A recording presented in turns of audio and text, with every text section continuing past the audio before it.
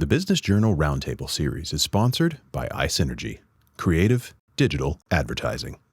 Hey, going back to Mercy's story too, I'm willing to bet that most likely they didn't have two-factor on their email, and somebody was logging in as them and watching the interactions they're having between their emails, right? So when you get that email that says, hey, I changed my bank, they already know how that person how they talk to each other. So they write an email, and they're writing it, it's not even a spoofed email, they're probably writing it from that person's email. So nothing would flag that, right? So we always say, especially in the banking, it's more of an educational thing. Always pick up the phone. I don't care if you've been doing business with somebody for 20 years. If they send you an email that they want to change a number, pick up the phone and call them and say, hey, I just got this email. Is this really you? And that's part of the educational process, because technology is not going to fix that.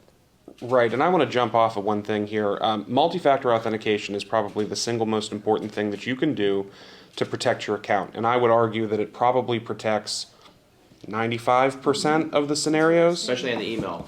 However, session token theft is a new and upcoming problem that is not solved. I'll explain what it is. It's not solved by multi-factor authentication.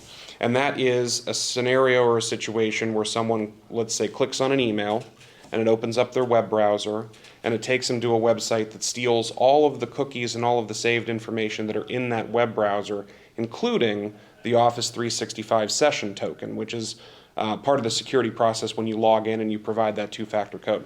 So by stealing that information that's embedded into the browser and saved within the browser, they no longer need that multi-factor authentication code anymore. They can just replicate your entire web browser session in their environment. It's a little technically complicated, but it goes back to what we're talking about with layers. Because for years I've been telling clients multi-factor authentication is mandatory, it's the way to go, it solves a lot of these problems, and now here we are with a new issue not solved by the thing that I've been talking about for the last however many years. So it goes back to education, awareness, but layers, and having different technologies in place to protect you against new and upcoming and changing environments. What was the term you used? Session token. Session, S-E-S-S-I. Yes. Token. So the browser session that you have, it creates there's a little security token embedded in that, and they steal that token, that cookie, those settings. The Business Journal Roundtable Series is sponsored by iSynergy, creative digital advertising.